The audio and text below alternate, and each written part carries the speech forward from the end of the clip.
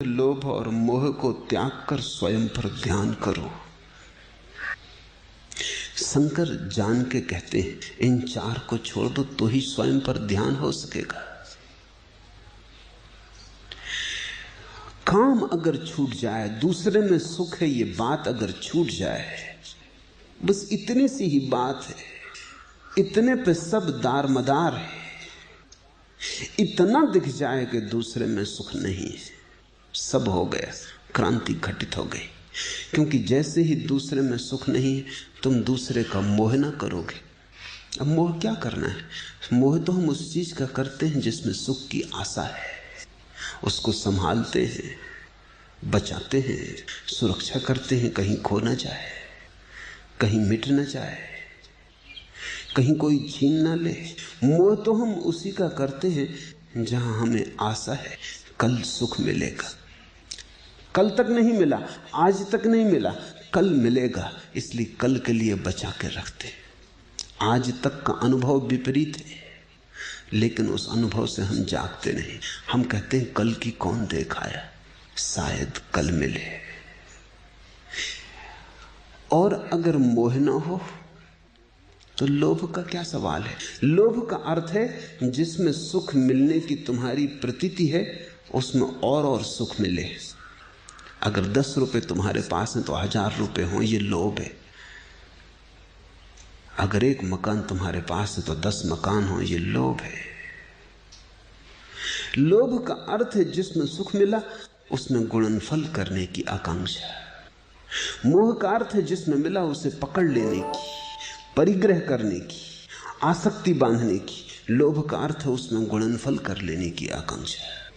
लेकिन जिसमें मिला ही नहीं उसका तुम गुणनफल क्यों करना चाहोगे? कोई कारण नहीं। और क्रोध का क्या अर्थ है? जिसमें तुम्हें दिखाई पड़ता है सुख मिलेगा, उसमें अगर कोई बाधा डालता हो तो क्रोध पैदा होता है।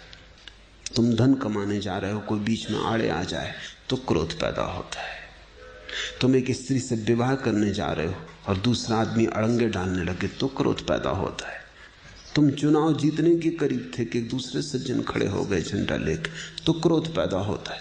क्रोध का अर्थ है तुम्हारी कामना में जब भी कोई अवरोध डालता है। तो क्रोध, लोभ और मोह छायाएं हैं काम की। मेरे पास लोग आ जाते हैं, वो कहते हैं क्रोध छोड़ना। मैं कहता हूं ये तुम पूछो ही मत, ये बात ही गलत है। कोई पूछता है लोभ छोड़ना है, कोई पूछता है मोह कैसे छूटे, लेकिन मुश्किल से ही कोई पूछता है कि काम से कैसे मुक्ति हो। इसका अर्थ है कि तुमने अभी जीवन की ठीक समस्या भी नहीं पकड़ी। समाधान तो बहुत दूर है, अभी निदान भी नहीं हुआ। क्रोध दूर करने को बहुत लोग आते हैं, क्यों? क्रोध से कष्ट मिलता है, कष्ट भी मिलता है, झगड़ा झांसा खड़ा होता है, दुश्मन पैदा हो जाते हैं, मुसीबतें और बढ़ती हैं। क्रोध से उपद्रव होता है, साफ दिखाई पड़ता है। लेकिन ये तो ऐसे है जैसे कोई छाया को मिटाना चाहे। तुम चलोगे धूप में तो छाया कैसे मिटेगी? तुम मुझसे आके पूछते हो चलें तो धूप में, लेकिन छाया कैसे मिटे? मैं क्या करूं? कोई भी कुछ नहीं कर सकता। हम कहेंगे धूप में मत चलो, तुम कहोगे ये तो असंभव है। कोई ऐसी तरकीब बताएं कि चलें तो धूप में और छाया मिट जाए। जिए तो संसार में और कामना में और क्रोध ना हो, क्योंकि क्रोध से कई दफा बनती कामना में बिगाड़ पड़ जाता है, पास आता सुख दूर हट जाता है।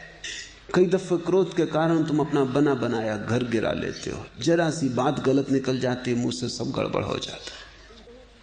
तो तुम चाहते हो कि क्रोध से छुटकारा मिल जाए, वो भी तुम इसीलिए चाहते हो ताकि काम वासना को पूरा करने में और भी ज्यादा कुशलता आ जाए।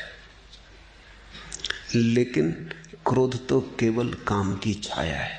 इसलिए शंकर ने पहले कहा काम, नंबर 2 पर कहा क्रोध। क्योंकि जिसके भीतर काम है उसके भीतर क्रोध तैयार होने लगा, छाया बनने लगी।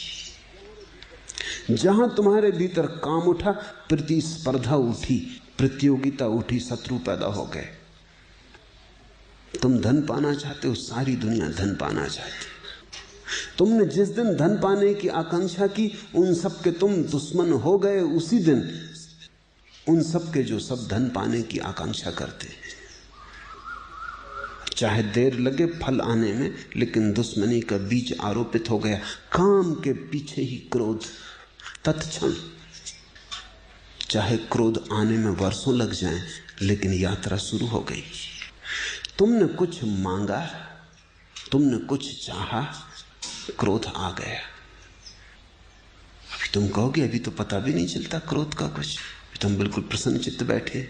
राह से एक कार निकली और हमने सोचा कि कार हमें मिल जाए। अभी कौन सी गड़बड़ है, न कोई झगड़ा, न झांसा, न किसी से कहा अभी क्रोध कैसे आ गया। लेकिन मैं तुमसे कहता हूं क्रोध आ गया, क्योंकि वे सब जो तुम्हारे मार्ग में अवरोध बनेंगे, उनके प्रति क्रोध की शुरुआत हो गई।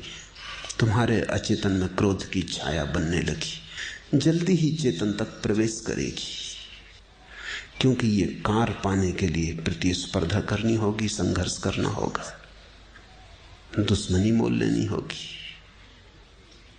दुश्मनी तुमने ले ही ली।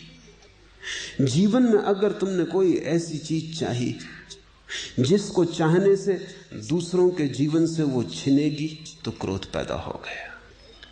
अगर तुमने कोई ऐसी चीज जीवन में चाही जिसको चाहने से और तुम्हें मिलने से किसी का कुछ भी ना छिनेगा, तो क्रोध पैदा ना हुआ। लेकिन वैसे तो सिर्फ एक ही चीज है, वही परमात्मा है। भज गोविंदम। उसको तुम कितना ही पालो, तुम किसी का छीनते नहीं। मैं गोविंद को पालूं तो तुम्हारे गोविंद के पाने में कोई कमी नहीं होगी। बल्कि बड़े मजे की बात है कि मैं गोविंद को पालूं तो तुम्हारे गोविंद के पाने में सहारा और साथ मिलेगा।